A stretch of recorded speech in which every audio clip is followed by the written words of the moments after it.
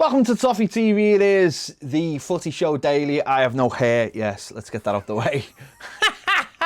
I was wondering how you were going to throw it in. No, just throw it out there. I've got no hair. I just got rid of all my hair. You just went... Just did it. I'm not a barber. Had you had enough? I'm not a barber. So there's no point messing about, is there? Just get rid of it. I know what. Had you just had enough, that was it? It was too long. It was getting too long. So just thought, get rid of it. Okay.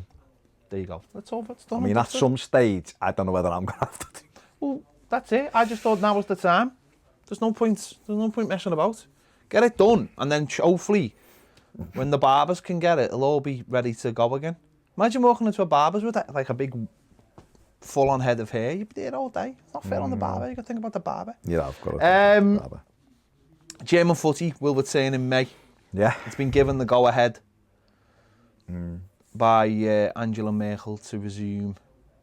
I think it's around the 15th, isn't it? Friday night. Friday could be the first game, 15th of May. Mad.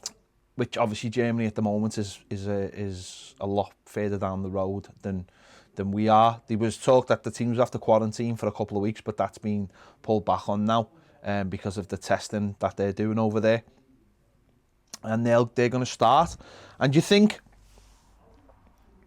once they start and people start seeing football being played, that will give a lot more hope or a lot more enthusiasm to us starting again?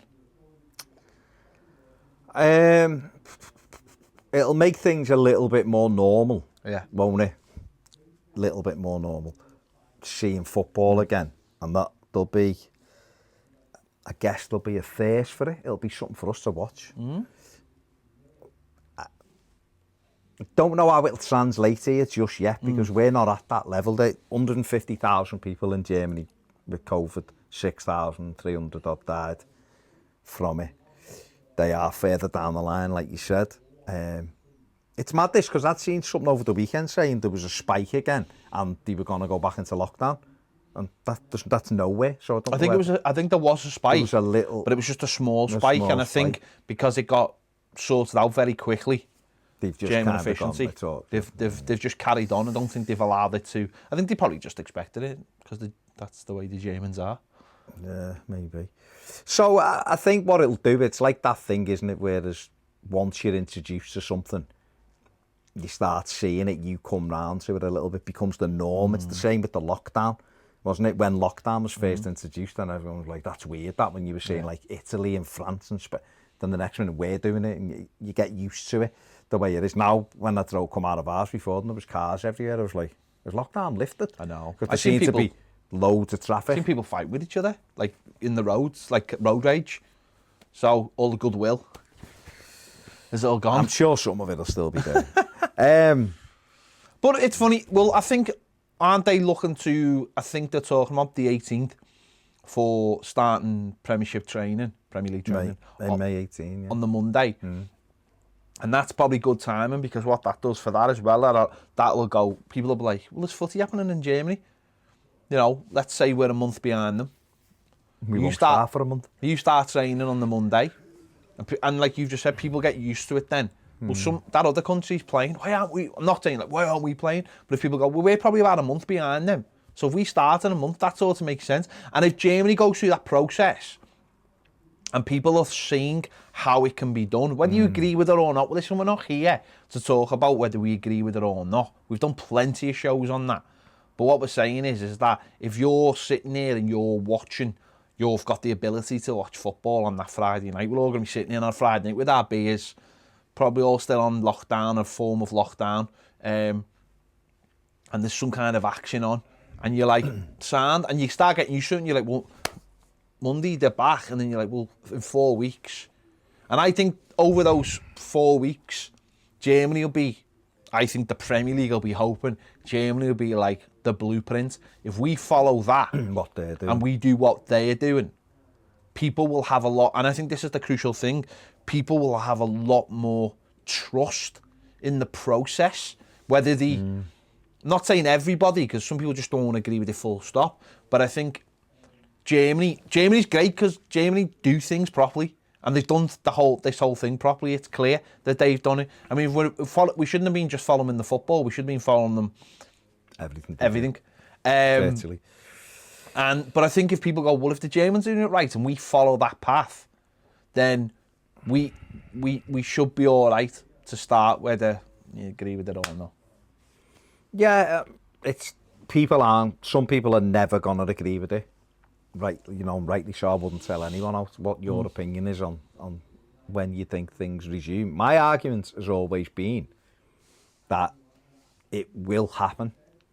That's the side of the fence I'm on, that it's going to happen regardless. So we're just having a chat about it, talking to someone in the comments who was taking what we'd said the wrong way in terms of what our opinion was when we were talking about the business side of football, saying you'd have to look at it this way from club's point of view. All we're doing is looking at different perspectives, not ours, we're just telling you. So I've always looked at it, and I've had this on Twitter with people, with mates who've gone out, won't come back, and I'm like, it will. It can't possibly. I'm like, but it will. Because there's a will for it to come back, because of the money side of it, but also because Premier League football clubs aren't like us. They'll have access to tests, and they've got medical people attached to them and stuff like that. So we will look at it, we will measure from Germany. Yeah. So if they start and it's a weekend and everything's hunky-dory in terms of, there's no new cases, the players are getting tested regularly, everywhere's disinfected, we do this way, we do it that way, VAR's done this way, then it makes sense if you're trying to follow that same kind of process that you're going to do what someone's doing it further. I mean, it's almost like you should have done this when it was on its way here. But that's done now. That month and hand we had. Well, there you go. So it's done now, and all we can do is move forward. So it'll be helpful for the Premier League, the fact that the Bundesliga coming back. I think it'll be helpful for not probably, it'll be helpful for Italy, and it'll be helpful for Spain, because they're coming back. Just seen the Turkish league's coming back in June as well. So is it? I think so, yeah. So it'll be helpful for all those countries. That is the blueprint, and I can see no better blueprint than Germany. Well, Marcus Söder, who's the Minister President of Bavaria, said it's a controversial decision to bring it back, because obviously people are dying. It's not gone now, and it's like, right, we can move forward. He knows that it's still an active threat at the minute, which it is. He says, we've agreed sensibly. We know it's very controversial. I know those responsible in the clubs will do everything possible to comply with the regulations, but the players must also adhere to it. Germany are playing at they're playing at their grounds, though, aren't they? Their own grounds. And I think, again, the difference between German football and our football is there's a lot more new stadiums, or there's a lot more sort of, when I say new stadiums, there's a lot of stadiums that tend to be, German stadiums tend to be obviously not like ours. They're not city centre dominated. They're out on the outskirts or in an area of the city that, well, not even out of the city as such. I mean, we went to Dortmund and we went to Dusseldorf, and Dusseldorf was about 5 minutes from the airport, and Dortmund wasn't that long on a train, but it was set within its own area, because it's both set in areas. They're set in like park areas. Dusseldorf was set within a park, wasn't it? So the set, and I remember when I went at to the end of the train. I remember when I went to Nuremberg. Was set in these like woods. Yeah, like it's not, you're not supposed to be able to see it. It just appears in through these woods. And Wolfsburg, again, it was sort of like, it was just because it's by the VW factory. It's sort of industrial. It's just set just far enough away that it's there, but it's not right on the doorstep. Like it's not going to be like Goodison Park. So they can, and we've seen how they brought the away fans in Dusseldorf as well, straight off the buses from the planes, which was amazing, on the bendy buses. So they've got that side of things a lot better than we have. But yeah, they're definitely going to be the test. So that's going to be coming back 15th of May. Very interesting. I mean, Solomon Kalou's already scored an own goal, hasn't he? He's suspended, isn't he? Because there's a video of him interrupting a medical check-up and going up and shaking hands with the person immediately. I mean, if it's Now, good, he might have thought, oh, it's fine because we've been tested and we're all clear, but not doing it. to be fair, a certain president of a certain country has done that today as well. So, Well, there you go. no, I know. Yeah, Monday, German Football League announced that a total of 1,724 tests have been conducted on players and staff at the 36 first and second division, first and second tiers in Germany. 10 returned positive corona tests. So what do you do? I mean, it says the Premier League is targeting return to training small groups from May the 18th. Project restart plans will be discussed at the league's next shareholders meeting on Monday. So Monday left because then the government will have made 2 announcements by Monday. Yeah. So therefore, like we said, there'll be an update on lockdown restrictions. So if some things are relaxed slightly, the clubs can fall into line with them. The English Football League has warned football cannot resume before adequate testing arrangements are in place for coronavirus. I mean, that's the one, isn't it? If you're looking at it this way, the EFL, I don't know how it returns. No. It's one thing talking about the Premier League. It's talking about the Bundesliga, you know, the first and second tier in Germany. Yeah, you're talking about the Premier League. It's a big thing here, and 10 neutral grounds. But the Football League, No, I still don't know, and they're still sort of waiting, aren't they, for the Premier League to sort of get its house in order, and then that'll follow on from that. And we won't know. We won't know. It's weird. It's weird. very interesting. The Damien Comolli. Yeah, Damien Comolli done an interview on Sky this morning talking about the impacts of COVID on football in general, not talking about the medical side of it. You know, he was sticking to football. Obviously, you should be Liverpool and Jack Tottenham as well, wasn't you? So he was saying about the way football clubs the way he thinks they'll start doing things, and he said he feels that clubs will still spend money, but they'll spend money on younger players and try to buy younger players who are going to form a core of teams. He said, so I can still see clubs spending, say, 100 million on players, but it'd be like 5 or 6 players rather than 1, and doing it that way. So there'll still be money around, but there'll be more value for money. But clubs will, he thinks, that he feels as though clubs will, trim the bloated squad, so they'll only carry maybe 18 or 19 first teamers, and then the rest will be made up with players coming through their academy and things like that. And again, talking about that football reset, we're saying. Yeah.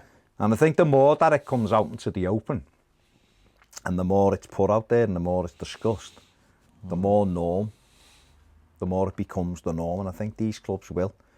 Because they have to. You can't continue to just do what they're doing, especially the way it's gone, and I think the way we are now. That'd be better for what that will hopefully do as well. If it mightn't work necessarily for the Premier League in terms of the chase and pack, but I certainly think for the cup competitions, if the top clubs don't have a massive stockpile of players, it means that they've got to start rotating, and you won't see this. Maybe like the likes of Man City going all the way in the League Cup because they've got all these players. So it might actually give other teams a chance to win these trophies. Where if you think about the last few years, everyone goes, oh, the FA Cup, no one's bothered. Yeah, but it's always a top 4 team who wins it. It's not like anyone else was winning it. It's not become this free-for-all. The same with the League Cup. The last few years, it's been Man City and Man United winning it. It's not being like a chance for other teams. Chelsea have been in a final, exactly. Liverpool have been in a final. So it's not being a chance. And all right, you might get the one other team that have a chance to win it. Like, you know, it was this year Villa, wasn't it?